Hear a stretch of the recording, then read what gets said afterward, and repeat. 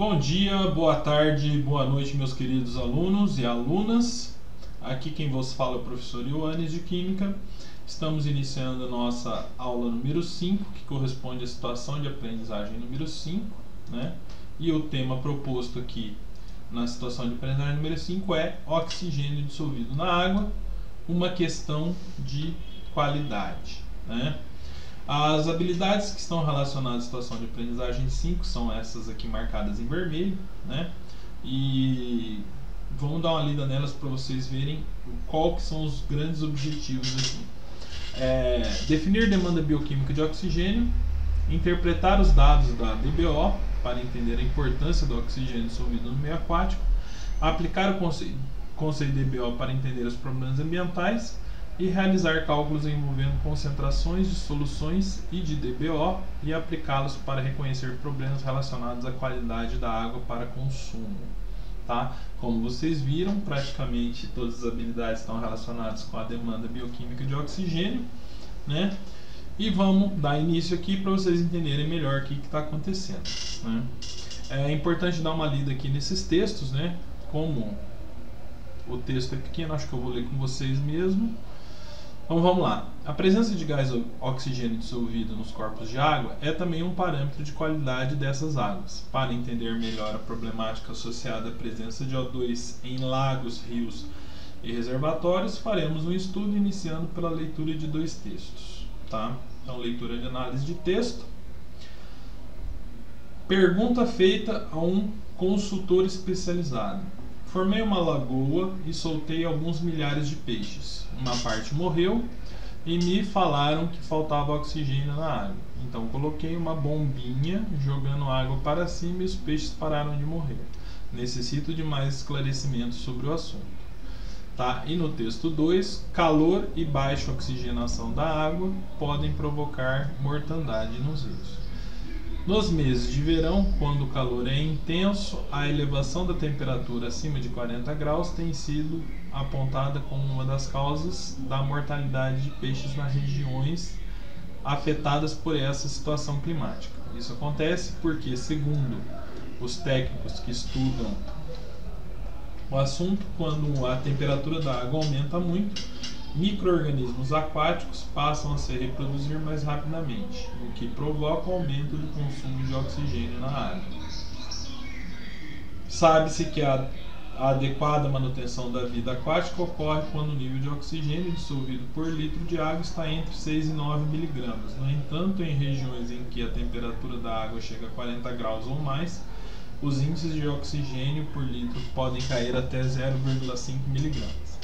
Em regiões em que os índices de oxigênio caem tanto, os resultados são fatais e se registra uma grande mortandade de peixes, como a ocorrido em outubro de 2007 no Vale do Rio dos Sinos, onde aproximadamente 85 toneladas de peixes morreram, vitimados pela baixa oxigenação da água em função da elevada temperatura. Tá?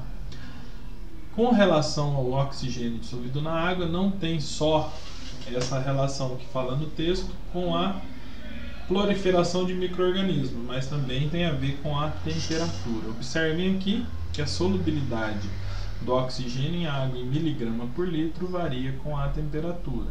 Tá? Então, se vocês observarem aqui, ó, traçando uma linha reta, né, nós temos aqui aproximadamente 13 a 14 miligramas quando a água está a 0 graus e quando a água está a 40 graus nós temos aproximadamente 6 miligramas, ou seja, metade do oxigênio dissolvido quando a água está a 40 graus. Então a temperatura é um fator importante, né, na quantidade de oxigênio dissolvido.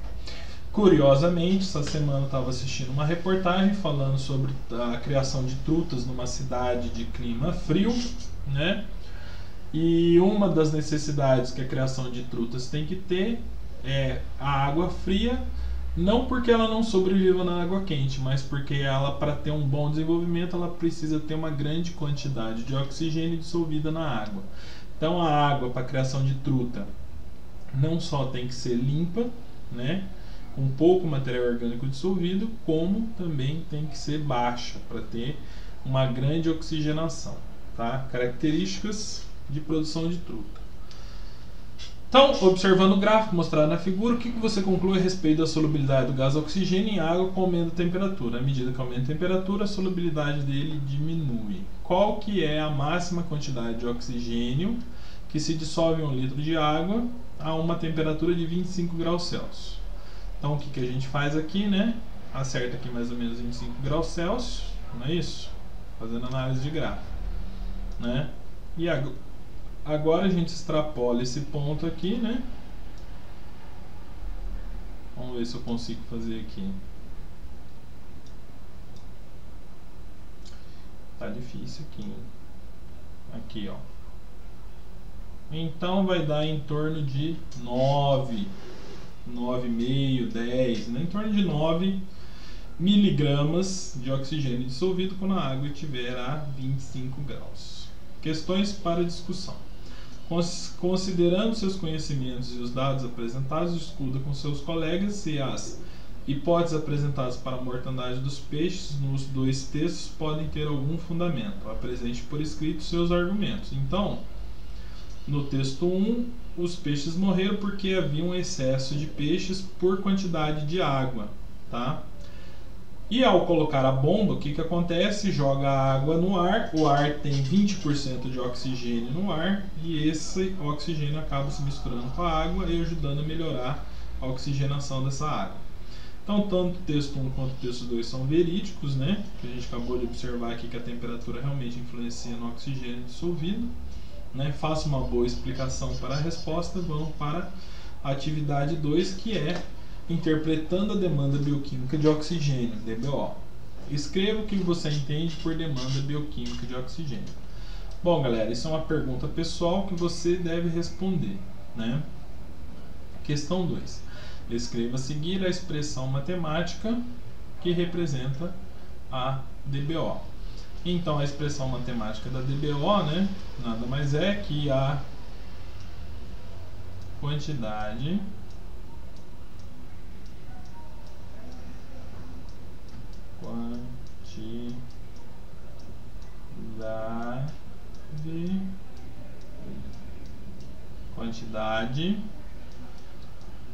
de oxigênio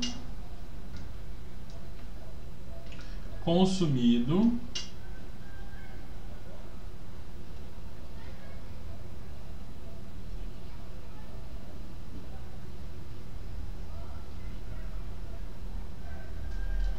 quantidade de oxigênio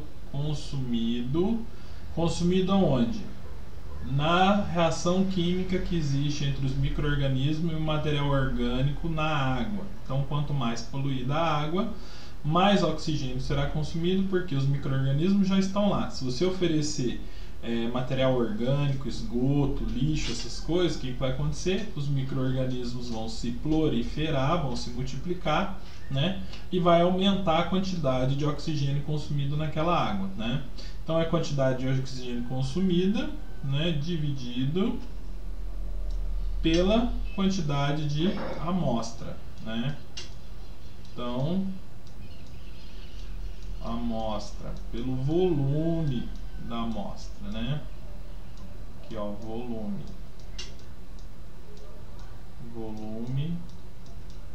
da amostra, que geralmente é litros, tá? Então, resumindo, costuma ser quantidade de oxigênio consumido por litro de amostra, tá? Pode ser por 100 ml, mas costuma ser por litro. Complete a frase a seguir. Quanto maior for a DBO de uma água, maior ou menor será a quantidade necessária para que ocorra a transformação dos materiais, tá? Então, vamos entender isso aqui? Se a DBO, né?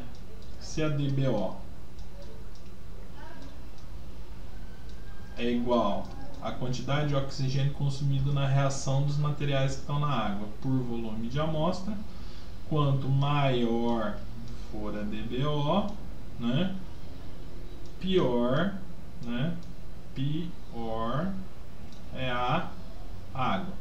Quanto menor for a DBO, melhor é a água. Então vamos lá. Quanto maior for a DBO de uma água, maior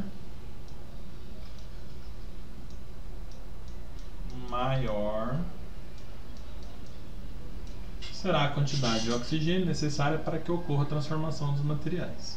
Tá? Os dados de DBO de algumas fontes de água estão relacionados no quadro a seguir. Analise-os e discuta com seus colegas a possibilidade de apresentarem problemas com relação à quantidade de oxigênio dissolvido e explique. Então, dados de DBO. Nas águas do Riacho dos Macacos, na região de Juazeiro do Norte, durante o período seco, a variação da DBO foi de 89 mg por litro a 450 mg por litro. Então, de 89 para 456, o que aconteceu? Aumentou a DBO, então a qualidade da água ficou muito pior, né? Então, essa água ficou muito ruim, né? As águas do rio Batalha, a DBO variou de 2 mg por litro a 6 mg por litro, conforme o ponto de coleta feita na região de Bauru. Então, de 2 para 6 mg, ela deu uma pequena pioradinha, mas perto dessa aqui dos macacos não dá nem para comparar, né? De 2 para 89, de 6 para 456, então essa água pode-se dizer que está com uma qualidade excelente, né? Nas águas do Córrego dos Carajás, houve uma diminuição de 193 em 2004 para 14 mg para 2006, ou seja, uma água que era poluída, né? Porque ela estava com uma DBO alta, estava uma água ruim, e passou a ficar uma água boa porque sua DBO ficou baixa. Tá? Vamos aplicar agora os conhecimentos sobre a DBO. A ureia é uma substância que se forma na decomposição de proteínas, estando presente na excreção de mamíferos, na urina principalmente, né? Sua decomposição na presença de oxigênio pode ser descrita pela seguinte equação química: ureia, isso aqui é ureia, né? Mais oxigênio, dando CO2 e nitrato, né? Deixando o meio levemente ácido e liberando água junto. Suponha que certa fonte de água recebeu uma quantidade de ureia equivalente a 2,5 gramas por 100 litros de água. Sabendo que 1 grama de ureia consome 2,3 de oxigênio, calcula a DBO desse corpo de água. Tá? Expressa o valor encontrado em miligrama por litro e em ppm. Perfeito, gente. Então vamos lá. Se a água recebeu 2,5 gramas para 100 litros e ele quer o resultado em miligrama por litro, vamos por partes. Se eu tenho 2,5 gramas em 100 litros, não é isso? Em 1 litro eu vou ter X gramas. E aí meu X aqui vai ser igual a 2,5 dividido por 100, que é igual a 0,025. 0,025 gramas por litro. Perfeito, né? Só que ele quer o resultado em miligrama por litro. Tudo bem? Então vamos converter isso aqui, ó. Vamos lembrar lá, ó. Grama, quilograma e miligrama, né? Então, de grama para miligrama, o que eu faço? Eu multiplico por 1000. Então, eu tenho 0,025 miligrama por litro. Então, 0,025 vezes 1000, eu vou ter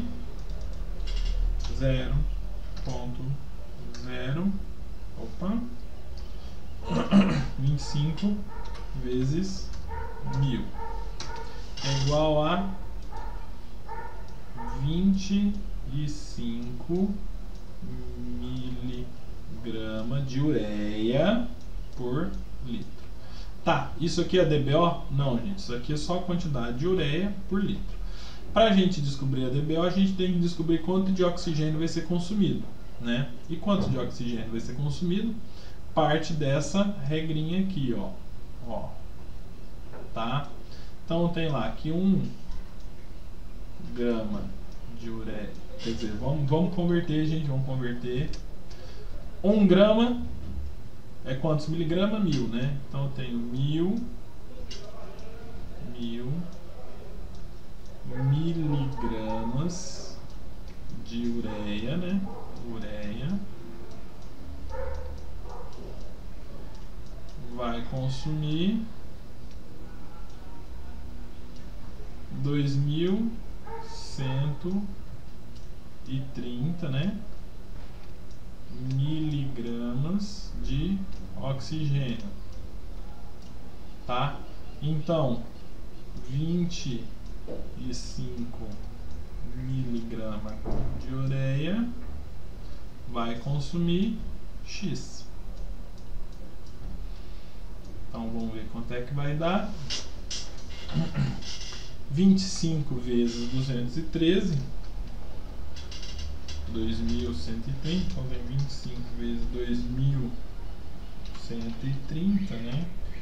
Dividido por 1000, que vai dar 53, vai dar 53,25 gramas de O2, né, por litro, que é a DBO, quantidade de oxigênio consumida pelo volume, que no caso foi pedido para ser em litros. Vamos só arrumar um negócio aqui, né? 53,25 miligramas por litro, tá? E aí vamos lá, ele não pede para representar em ppm. Vamos lembrar da situação de aprendizagens passadas, né? Em que miligrama por litro é igual a ppm. Então você tem 53,25 o que? ppm, tá? ppm. Por quê? ppm é igual a miligrama por litro. Tudo bem? Continuando. Conhecendo as águas da região, né? Isso aqui é pesquisa de campo. Se for para fazer, eu vou solicitar. Essa partezinha do que você aprendeu é interessante, né? Porque aqui nós temos uma tabela onde a solubilidade do CO2, né, por 100 ml de água. E aí nós temos o seguinte, ó. À medida que a temperatura vai aumentando, a solubilidade de CO2 vai diminuindo absurdamente. Trazendo esse contexto para o nosso dia a dia, eu gosto sempre de estar lembrando vocês que quando vocês verem uma água no fogão lá para fazer um macarrão, antes da água começar a ferver, é observável que tem uma fumacinha que sai da superfície dessa água, uma fumacinha branca. Essa fumacinha branca nada mais é do que o CO2 que está saindo da água, de acordo com a temperatura. Como é que eu posso comprovar isso cientificamente para vocês? A 60 graus, tá? Praticamente todo o CO2 saiu da água. E olha a quantidade de CO2 que se dissolve, tá, nessa água, em gramas, ou seja, uma quantidade muito alta. E aqui é para construir um gráfico da variação da solubilidade com a temperatura. Então, construa esse gráfico, responda a questão 2, 3 e 4. O que eu quero discutir com vocês aqui na questão 4 é o seguinte, é para discutir se o CO2 dissolve mais do que o oxigênio na água. Para vocês eu só vou fazer uma referência. O CO2 aqui, ele está em gramas, tá? E o oxigênio, no gráfico aqui em cima, que vocês vão ter que analisar, ele está em miligramas. Então, olhando assim de uma forma bem grotesca, o CO2 ele dissolve aproximadamente 1000 vezes mais do que o O2. Mas vocês vão só conseguir descobrir se é 1000 vezes mais ou 100 vezes mais fazendo o gráfico, responder as questões 2, 3 e 4. Tá? Chegamos ao final de mais uma situação de aprendizagem. Um forte abraço a todos e até a próxima.